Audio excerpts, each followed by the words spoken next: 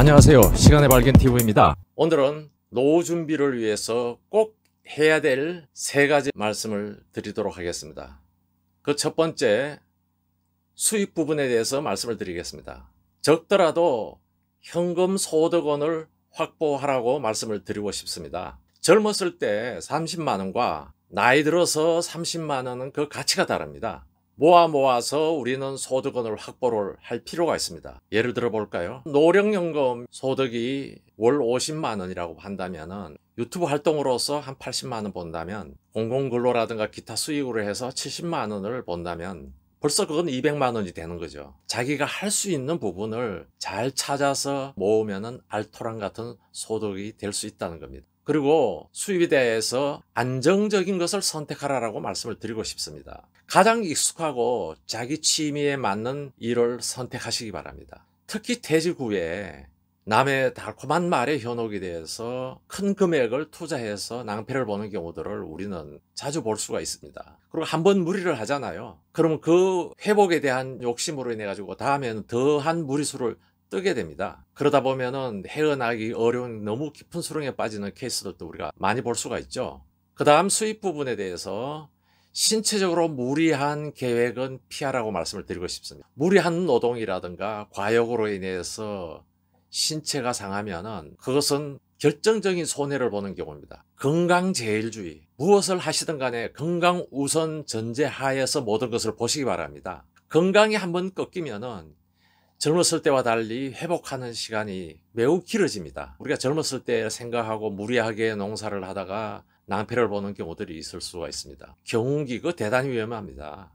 젊었을 때와는 다르죠. 무리한 신체적인 계획에 대한 수입에 대해서는 신중하시기를 바랍니다. 그 다음 노후 준비 꼭 해야 될 2번째 항목에서 지출 부분을 한번 보시겠습니다. 나이가 들수록 생활 활동 범위가 좁아지니까 비용이 적게 들어간다라고 얘기를 대부분 하고 있습니다. 100세 생활에 대해서 한번 설계를 해 보시기 바랍니다. 뭐 10년, 20년, 30년 이렇게 나누고 그 다음에는 연간으로 나누고 기본 지출을 할 때는 월간으로 나누고 기획을 해서 가족들과 여행을 가거나 여가 생활하는 부분을 사이사이에 넣어서 연간 계획을 마무리를 하면 되죠. 그렇게 계획을 해보다 보니까 생각보다가 미처 몰랐던 사실을 발견하는 케이스들이 많더라고요. 준비된 자만이 누릴 수 있는 노후 생활이 아름답게 올 수가 있습니다. 그 다음 지출 부분에 대해서 2번째, 자식들 도와주는 것도 계획된 범위 안에서만 도와주십시오. 예를 들어 볼까요? 자식들이 자동차를 바꾸고 싶어 합니다. 도와주고 싶습니다. 가전도구 필요할 건데 저걸 사주고 싶을 때도 있죠. 그리고 뭐 아이들에게 저런 옷도 한번 사주고 싶고 액세서리라도 뭐 하나라도 더 사주고 싶은 마음 왜 없겠습니까? 그러나 이것은 계획된 범위 안에서만 하라라는 말씀을 권고드립니다.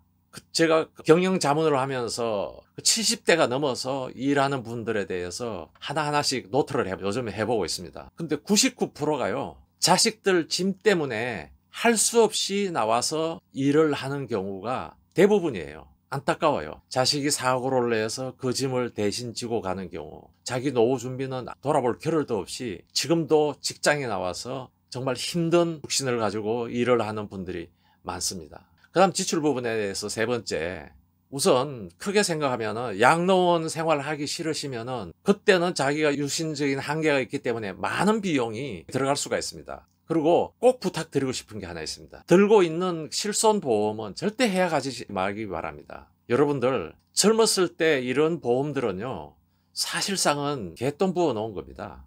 보험은 필요 없다라고 생각을 하는 게 바로 그렇죠. 그러나 60이 넘어서는요, 곳곳에서 이제 갯돈을 타야 될 시점입니다. 나이 들수록 목돈이 들어가는 경우가 바로 이런 부분들입니다. 황금과 같은 포트폴리오를 놓치는 그런 어리석은 일은 절대 하시지 마시기 바랍니다. 보험사들은요, 나이 드신 분 해약하기를 학수고대를 하고 있습니다. 왜 그럴까요? 많은 비용을 이제는 물어내야 되니까 어떻게 하든지 해약됐으면 하고 바랍니다.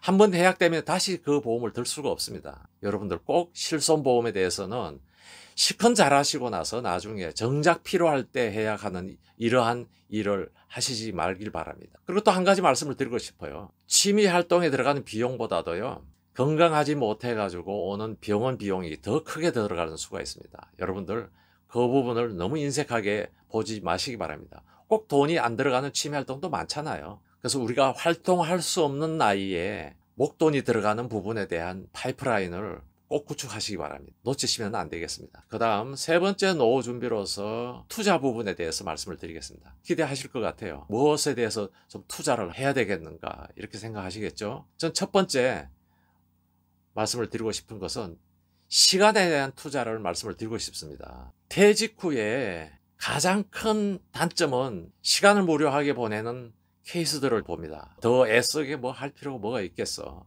할 일이 없으면 더 일찍 늙습니다. 자연의 법칙이에요. 정말 할 일은 많은데 평생에 저걸 다 하고 갈 수 있을까? 이런 생각을 가끔 할 때가 있습니다.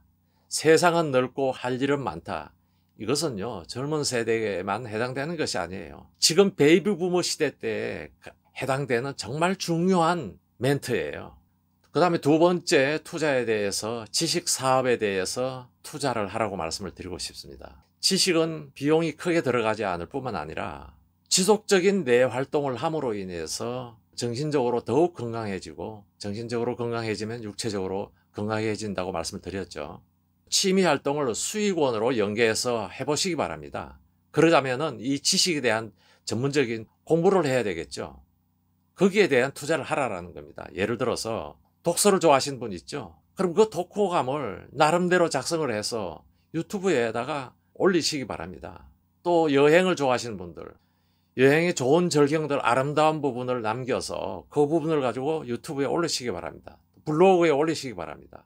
맛집을 찾아가서, 이건 젊은이들이 지금 그걸 다 하고 있어요. 사실 우리가 해야 되는데, 낚시를 가서 대물을 잡았을 때 얼마나 보기 좋아요. 남들이 부러워하는 그런 것들을 유튜브에 올리거나 블로그에 한번 올려보세요. 그리고 등산, 내가 할 수 있는 취미 활동으로 해서 소득원을 일으킬 수 있는 방법을 투자해 보시기 바랍니다. 투자의 세 번째, 중요한 것과 급한 것을 구별하시기 바랍니다. 급한 것이라면 당장 하고 싶은 것이고, 중요한 것은 본질적으로 가치를 보는 것이라고 보면 되겠습니다. 그 쓸데없는 일들로 인해 가지고 시간을 많이 소모하는 경우들이 있을 수가 있습니다. 주식을 하면서 스마트폰을 아침부터 밤새도록 보는 분들이 있어요. 이 두 분 다 주식을 하는 분인데 막막에 손상이 와서 병원에 입원한 사례들을 저는 2번이나 봤습니다. 젊었을 때 못다 한 것을 한번 투자해 보시기 바랍니다. 정말로 소중하게 쓴다면은 정말 자랑스러운 삶을 살아갈 수가 있는 골든타임입니다.